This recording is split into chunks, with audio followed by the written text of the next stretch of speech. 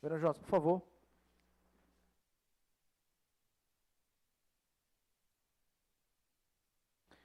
Reverendo Jonas já está conosco desde sábado.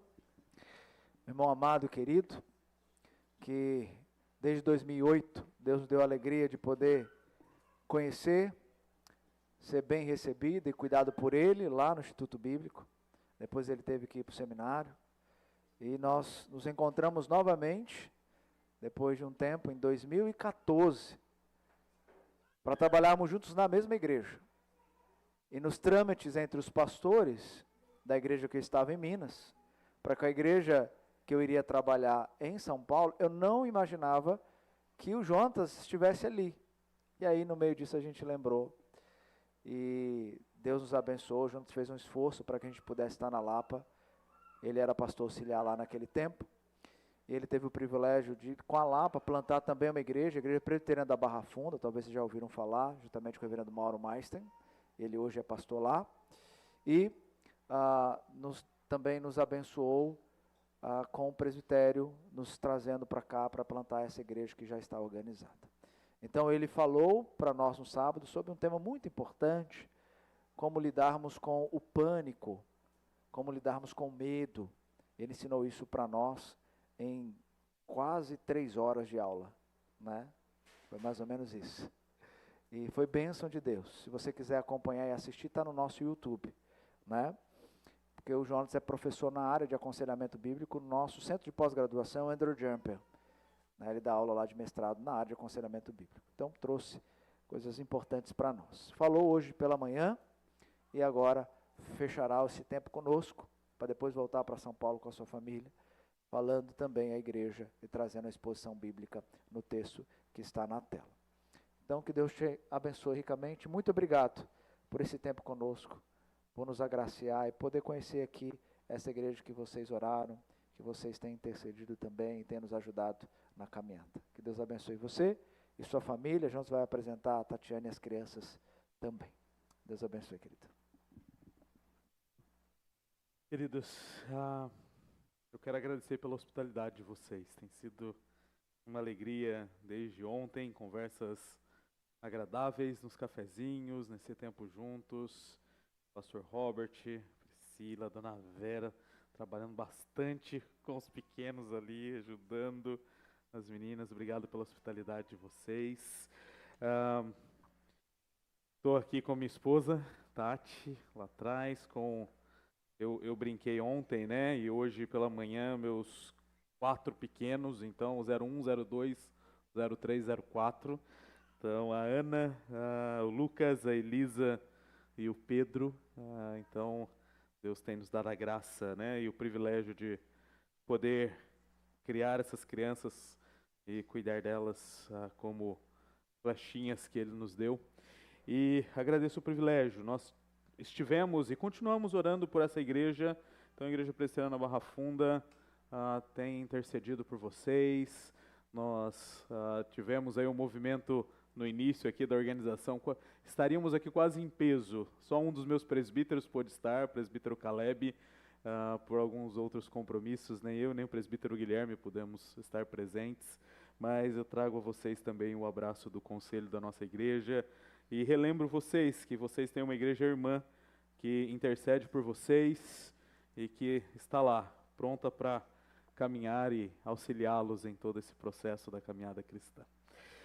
Queridos, sem mais delongas, vamos abrir a palavra do Senhor em Colossenses, capítulo 3.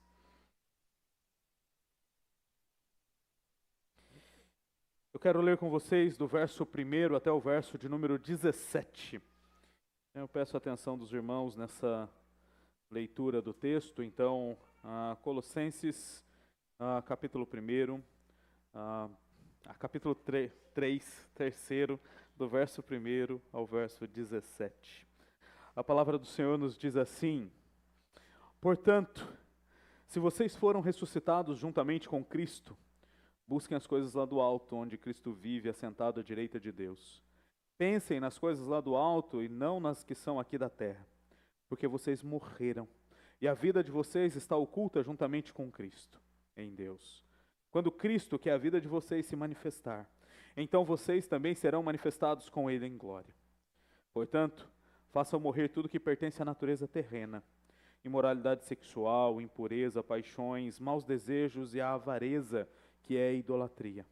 Por causa destas coisas é que vem a ira de Deus sobre os filhos da desobediência.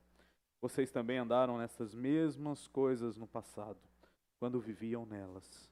Agora, porém, abandonem igualmente todas estas coisas: ira, indignação, maldade, blasfêmia, linguagem obscena no falar. Não mintam uns aos outros, uma vez que vocês se despiram da velha natureza com as suas práticas, e se revestiram da nova natureza que se renova para o pleno conhecimento, segundo a imagem daquele que a criou. Aqui não pode haver mais grego e judeu, circuncisão e incircuncisão, bárbaro, cita, escravo, livre, mas Cristo é tudo e está em todos. Portanto, como eleitos de Deus, santos e amados, revistam-se de profunda compaixão, de bondade, de humildade, de mansidão, de paciência. Suportem-se uns aos outros e perdoem-se mutuamente, caso alguém tenha motivo de queixa contra outra pessoa. Assim como o Senhor perdoou vocês, perdoem também uns aos outros. Acima de tudo isso, porém, esteja o amor, que é o vínculo da perfeição. Que a paz de Cristo seja o árbitro no coração de vocês, pois foi para esta paz que vocês foram chamados em um só corpo, e sejam agradecidos. Que a palavra de Cristo habite ricamente em vocês. Instruam e aconselhem-se mutuamente em toda a sabedoria, louvando a Deus com salmos, hinos e cânticos espirituais, com gratidão no coração.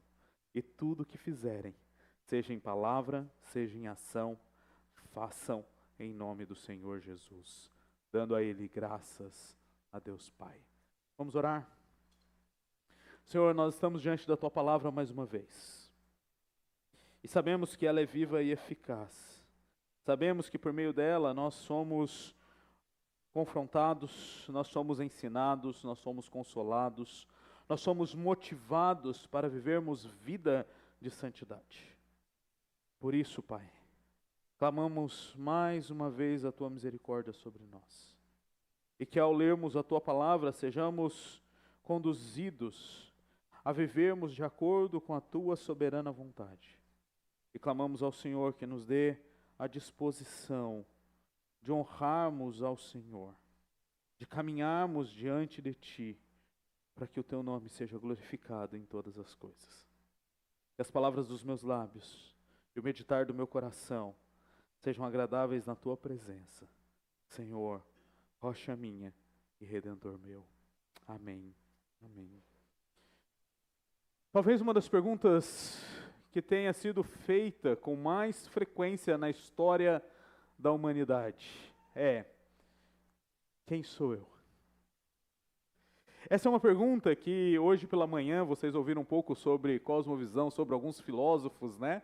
Essa é uma das perguntas que os filósofos gregos tentaram responder inúmeras vezes.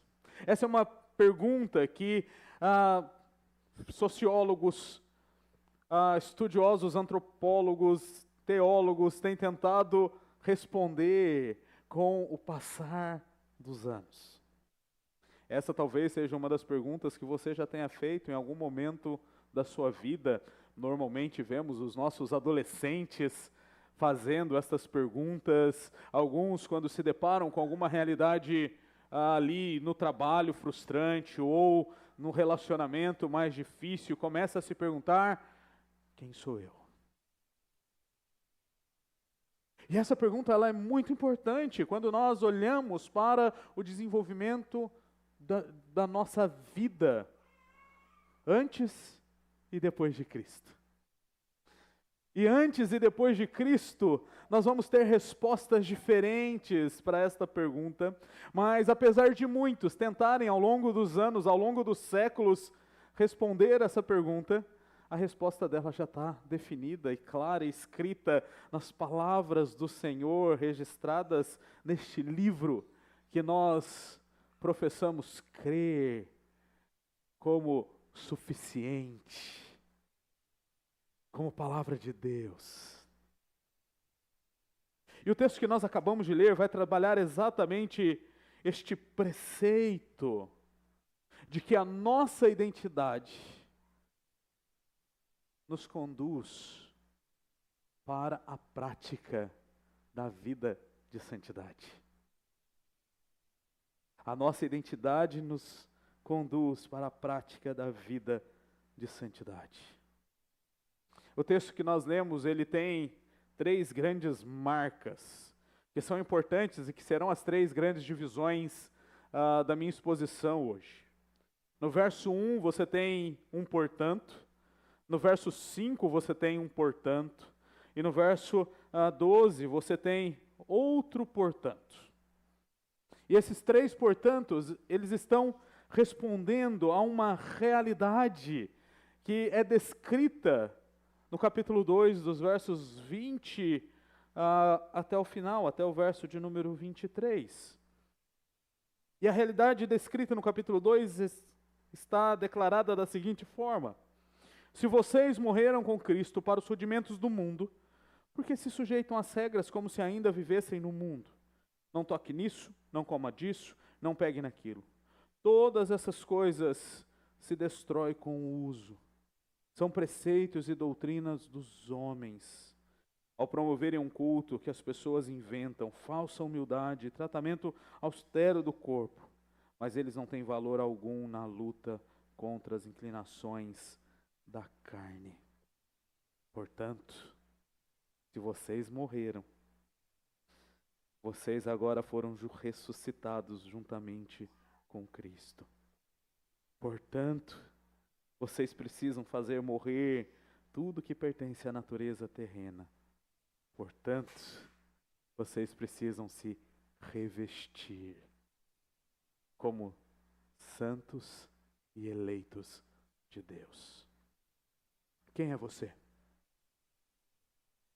O texto nos deixa claro a resposta a essa pergunta. E a resposta que o texto nos dá é: nossa identidade está firmada em Cristo.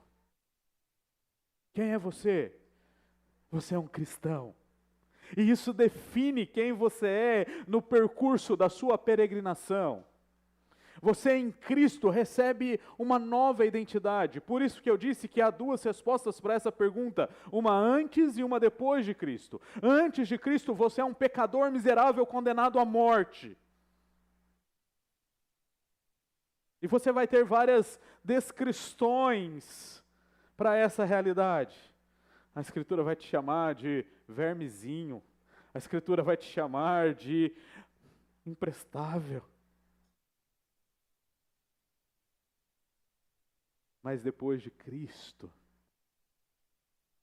nós não somos mais estes pecadores miseráveis caminhando para a morte.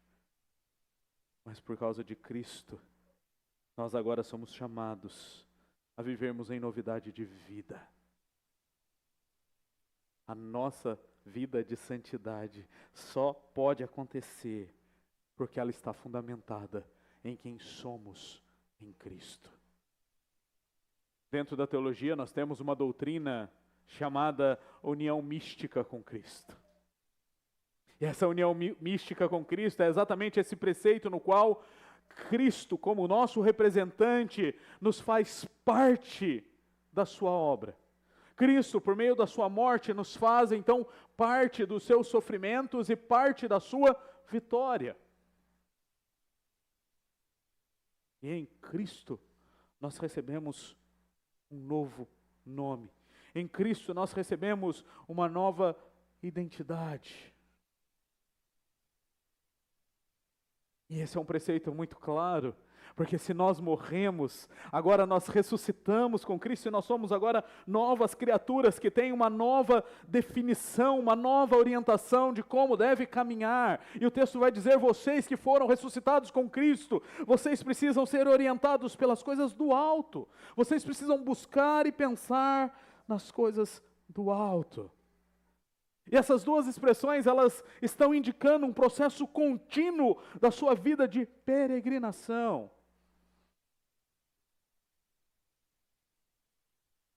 A santificação, embora seja um processo definido e definitivo por meio da obra de Cristo, é também e tem também um aspecto progressivo.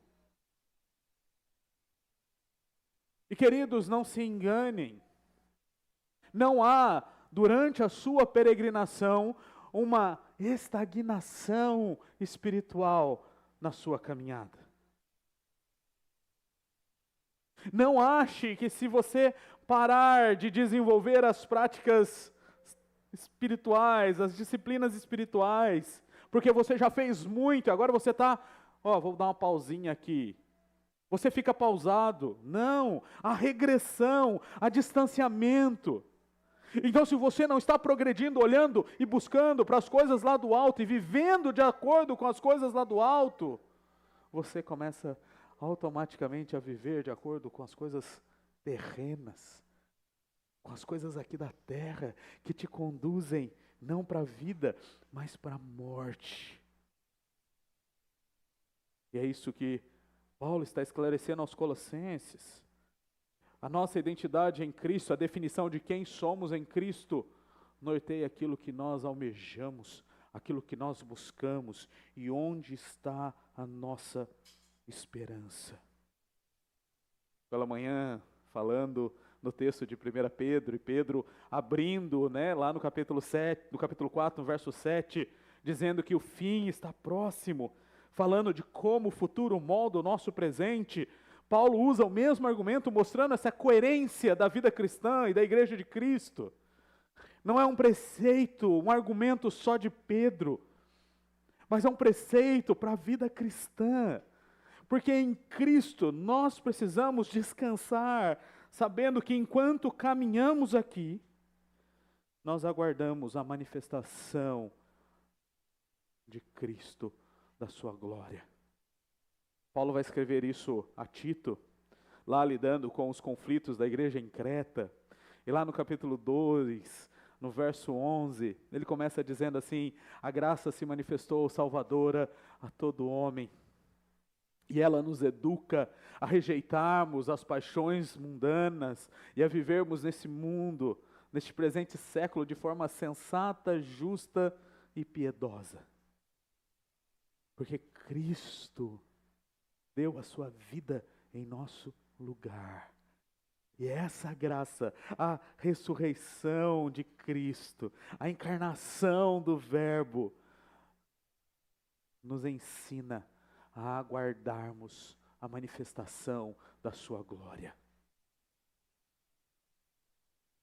A nossa identidade agora não é mais do presente século. A nossa identidade não está mais centrada na nossa cidadania terrena. Mas como cristãos, a nossa identidade está fundamentada na nossa cidadania celestial. E a nossa vida de santidade só vai ser possível por causa de Cristo. Se você não professa Cristo como Senhor e Salvador da sua vida, você não consegue caminhar em santidade. Você não consegue caminhar progressivamente, desenvolvendo vida diante do Senhor. Então a nossa identidade em Cristo define a nossa vida de santidade. Ela depende totalmente de Cristo.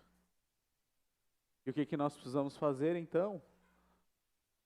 O texto continua e ele vai dizer que a santidade e o desenvolvimento dessa nova identidade vai nos fazer romper com as práticas do velho homem. E aqui está o segundo portanto, no verso de número 5. Então, vocês precisam fazer morrer tudo que pertence à natureza terrena. Queridos, aqui há dois grandes movimentos acontecendo no texto. Ele está falando de dois tipos de morte que nós precisamos fazer por causa da nossa identidade em Cristo. A primeira morte, ela está nesses preceitos do coração, dos desejos, das volições. daqueles pecados que são internos e que nós não os expomos para aqueles que estão ao nosso redor, aquilo que nós desejamos, maquinamos no nosso coração e na nossa mente. Ele vai traçar aqui uma lista falando sobre a imoralidade, a impureza, paixões, maus desejos, ganâncias. E ele coloca: a ganância é idolatria. Por quê? Porque a ganância vai colocar o eu no trono do coração e ela vai tirar Deus do trono do nosso coração. Queridos, como indivíduos peregrinando, nós somos chamados para abandonarmos aquilo que não pertence à nossa nova identidade em Cristo. John Owen vai desenvolver isso de forma bela, chamando esse processo de mortificação do pecado. E essa doutrina se desenvolve mostrando que aquilo que precisa ser morto começa no íntimo do nosso coração. Mas não para aí. O texto vai dizer que também nós precisamos intencionalmente zelarmos por aquilo que é visível. E ele vai dizer: vocês precisam fazer também morrer aquelas coisas que não mais são agradáveis diante do Senhor e que são demonstradas para aqueles que estão ao redor de vocês. E ele começa com o comportamento, a mudança do comportamento. Ele vai dizer: olha, vocês precisam fazer morrer a ira, a indignação, a maldade, a blasfêmia, a linguagem obscena, a mentira. O velho homem precisa ser totalmente abandonado. E essa nova vida precisa ser expressada de forma verdadeira e pura diante do Senhor. Muitas vezes é mais fácil nós lidarmos com essa ordem de forma invertida na mortificação. Nós olhamos e criamos ali alguns padrões, muitas vezes mais legalistas do que bíblicos. E nós dizemos assim: é só eu parar de fofocar, é só eu parar de gritar, é só eu parar de blasfemar, de murmurar, de reclamar, que as coisas vão melhorar. Mas, queridos, as palavras dos nossos lábios, o tom das palavras dos nossos lábios, eles não são autoproclamados, eles saem de algum lugar. E a Escritura vai dizer que eles saem do nosso coração.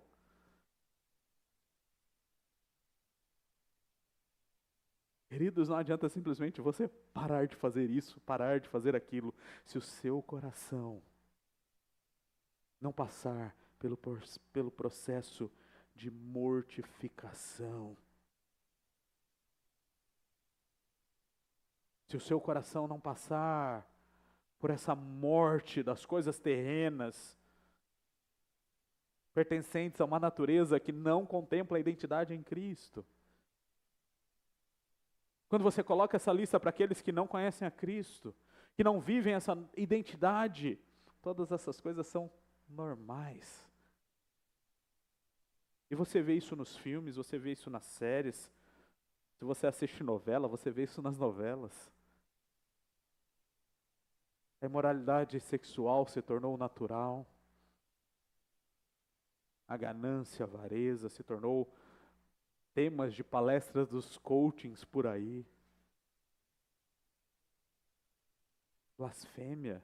Nós vamos entrar agora, entramos já no período eleitoral, né? Mentiras e blasfêmias nós vemos em todas as propagandas eleitorais, independente de partido, independente de...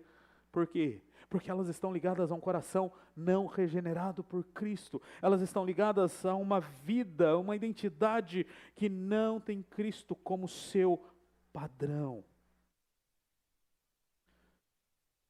Nós precisamos mortificar o velho homem, porque nós somos revestidos e renovados por Cristo Jesus. E isso traz uma realidade aqui que Paulo coloca como uma transição para aquilo que ele vai desenvolver a partir do verso 12. E ele vai dizer então nessa renovação, nessa nova natureza, ele tira o foco do indivíduo e do seu individualismo e agora ele foca no comunitário e no relacionamento pactual do povo de Deus. E ele vai dizer, olha, por causa de Cristo Jesus, agora não pode mais haver nem grego, nem judeu, nem circuncisão, nem bárbaro, nem cita, nem escravo, nem livre, mas Cristo é tudo e Ele está em todos. Em Cristo agora, queridos, nós fazemos parte de um só povo. A nossa identidade agora, ela não é mais uma identidade individualista e egoísta, que muitos ainda insistem em fazer essa pergunta porque eles querem uma resposta individualista, centrada no homem. Agora, essa resposta em Cristo, de quem nós somos, nos leva a uma vida comunitária. E nós precisamos zelar pela santidade comunitária. A mortificação é do indivíduo, é do seu coração, é do seu comportamento.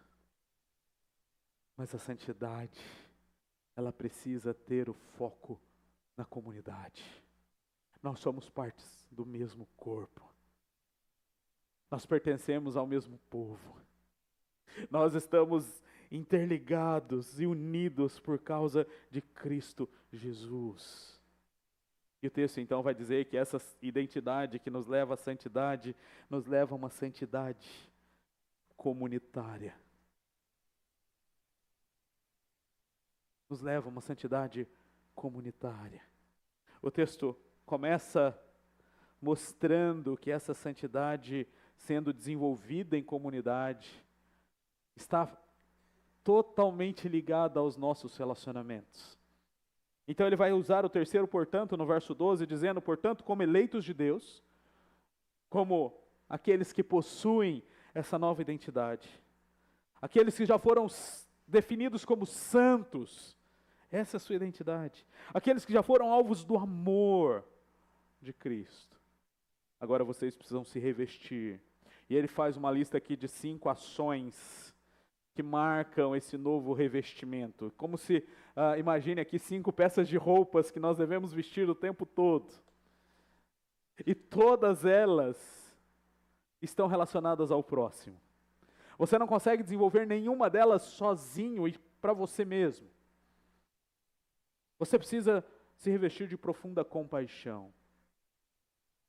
Você só consegue ter compaixão se você tiver alguém que necessita da sua compaixão. O texto continua e ele vai dizer que você precisa se revestir de bondade. Queridos, nós só conseguimos desenvolver bondade quando há alguém que é alvo da nossa bondade. O texto diz que nós precisamos nos revestir de humildade. E nós só conseguimos desenvolver humildade se nós tivermos alguém que nós consideramos superior a nós mesmos. E nos dispomos a servir esse indivíduo. O texto diz que nós precisamos nos revestir de mansidão. Há um dito popular, né? E as pessoas vão dizer assim, olha, não peça paciência a Deus. Porque se você pedir paciência a Deus, Ele vai te dar. Mas como é que você vai saber que você está tendo paciência? Deus vai te testando. Né? E você tem mais problema, mais sofrimento, para ver se está tudo certo com aquilo que você pediu. E aqui nós temos que nos revestir de mansidão e de paciência, porque nós precisamos entender como reagimos ao outro.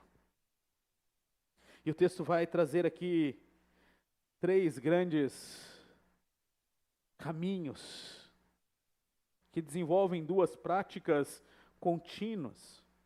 Ele começa dizendo que nós precisamos praticar o perdão. E ele usa uma expressão aqui muito importante, ele vai dizer assim, vocês precisam então suportar uns aos outros.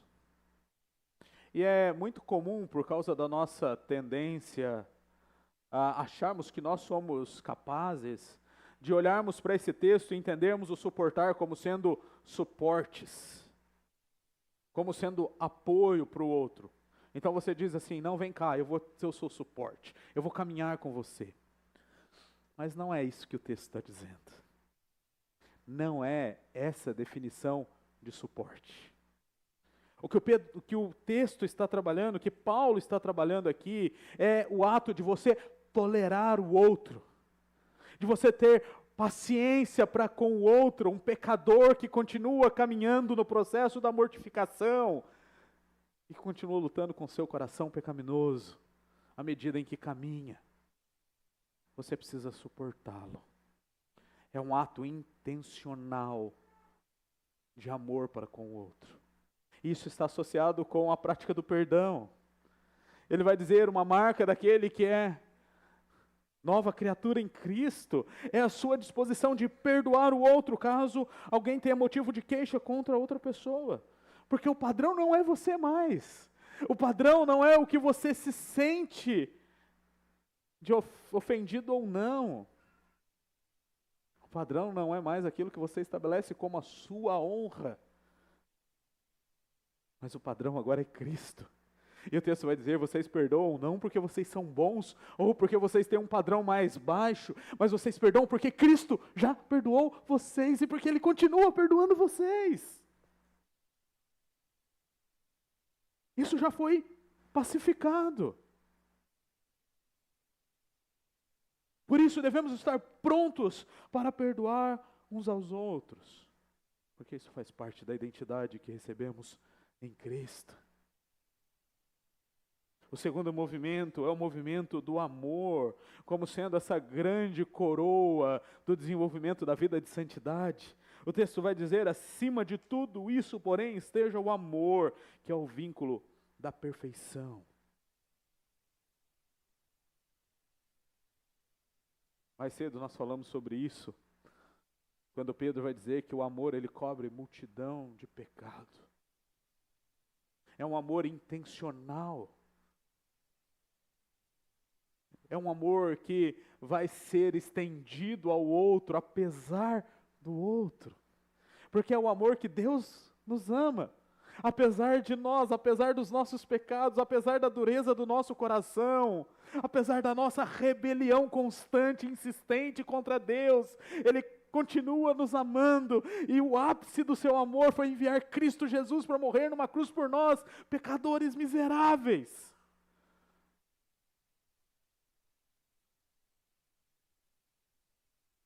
Por que não conseguimos amar o próximo se nós já fomos amados por Deus? Eu posso te garantir, querido,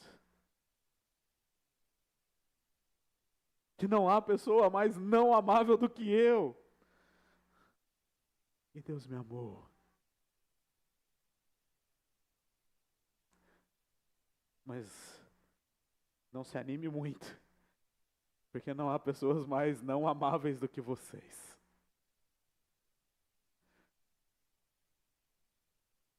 E Deus amou vocês de tal maneira. Esse é o ápice da nossa vida de santidade. O amor vai unir todas as virtudes. O texto vai dizer que ele é o vínculo da perfeição. A nossa disposição intencional de amarmos o outro vai constantemente nos unir ao outro, e nós continuaremos desenvolvendo vida de santidade comunitária. E o texto vai colocar uma terceira perspectiva. Ele vai dizer que nós precisamos viver debaixo dessa paz, que vai ser o árbitro. E a ideia de árbitro aqui é a ideia de direção, de governo. É a paz que vai nos governar, é a paz que vai nos conduzir, porque nós fomos chamados para esta paz. Nós somos chamados para sermos um só corpo. E o corpo precisa viver unificado, pacificamente. As coisas precisam funcionar ordeiramente. Quando nós vivemos debaixo dos tumultos, quando nós vivemos debaixo das turbulências, quando nós focamos só no sofrimento, só nas deficiências, o corpo não cresce, o corpo não se desenvolve. Em meio à paz, e uma paz ativa, que nos conduz a uma vida de união. Nós somos chamados para sermos pacificadores, não conflitadores. Nós somos chamados para sermos pacificadores. Isso faz parte da nossa identidade em Cristo. Isso faz parte do desenvolvimento da santidade comunitária. E essa paz de Cristo, sendo o padrão, vai nos levar a vivermos por Ele. E o texto vai dizer, então, que a palavra de Cristo habite ricamente em vocês. Que aquilo que Cristo ensinou, aquilo que Cristo ordenou, seja aquilo que vai encher o coração de vocês, não mais vocês mesmos, mas Cristo. E vocês vão poder então instruir e aconselhar dentro dessa mutualidade cristã. Queridos, nós somos chamados para cuidarmos uns dos outros. Mas isso acontece quando nós desenvolvemos intencionalmente a nossa vida de santidade comunitária. E cuidar um do outro significa muitas vezes ter que chamar o outro e dizer assim, meu irmão, você não está vivendo de acordo com o que a Escritura diz. Ter a palavra de Cristo habitando ricamente em você precisa conduzi-lo a zelar pela vida de santidade da igreja. Paulo, ao escrever aos Gálatas, ali no capítulo 5, depois do verso 22, quando ele vai falar das obras da carne, do fruto do Espírito, ele chega no capítulo 6, no verso 1, dizendo assim, agora vocês que são espirituais, vocês que estão frutificando a nova identidade em Cristo, vocês precisam admoestar aqueles que estão vivendo de forma insubmissa, com espírito de brandura. Paulo, ao escrever aos Romanos, no capítulo 15, no verso 14, ele vai dizer assim, eu estou plenamente certo de que vocês estão cheios de toda bondade e têm todo conhecimento para aconselharem uns aos outros, para admoestarem uns aos outros. Queridos, à medida em que nós caminhamos em santidade por causa de Cristo, nós zelamos pela santidade da igreja. Nós nos preocupamos, nós somos um só corpo. E quando um membro do corpo não está funcionando, entendam, funcionando da maneira como ele deveria funcionar, nós precisamos focar as nossas energias para ajudar aquele membro e caminhar com aquele membro, para que aquele membro não precise ser amputado do corpo. Essa foi uma realidade que nós vivemos com o 04 lá em casa agora no início do ano. Foi muito interessante entendermos essa dinâmica do corpo, isso me ensinou muito, essa disposição aqui desse zelo e de como o corpo funciona. Com 3 meses ele enfrentou uma bronquiolite severa, ficou ali 5, 6 dias entubado, 12 dias de UTI.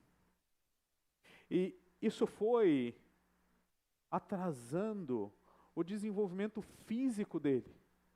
A cada bronquiolite que ele tinha, e ele teve uma sequência com 3 meses, com 4 meses, com 6 meses.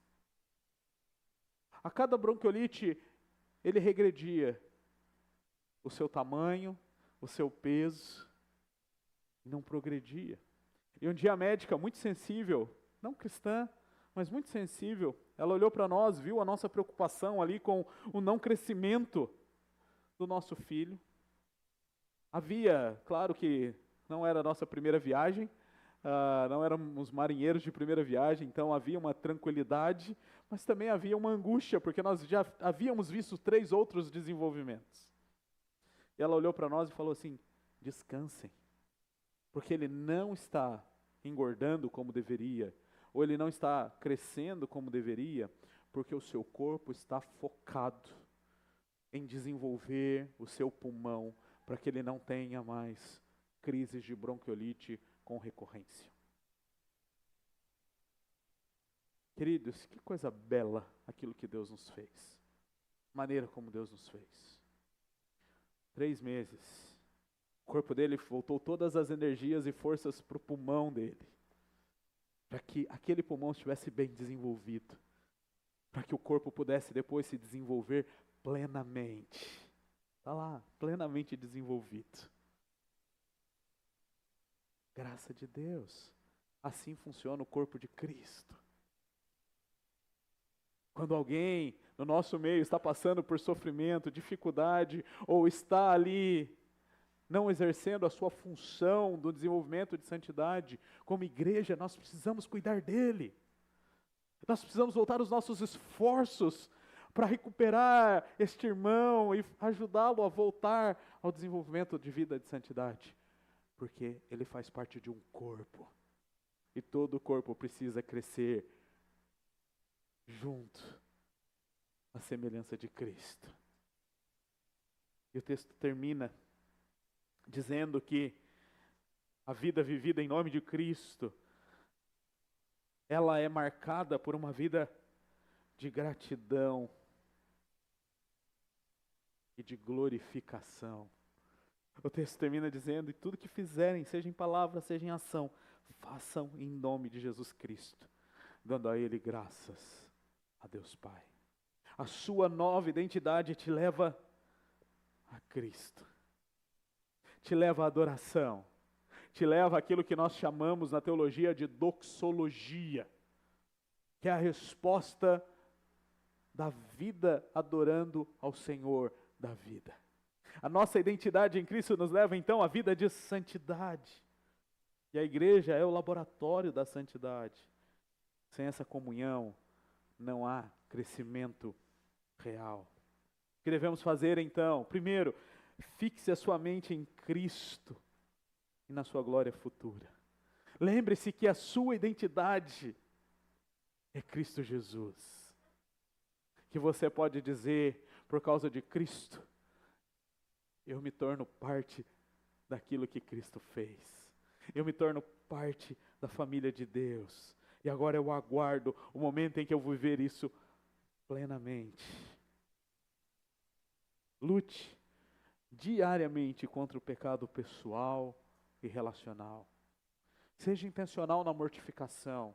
Seja intencional em avaliar o seu coração, as suas motivações, os seus desejos, as suas volições.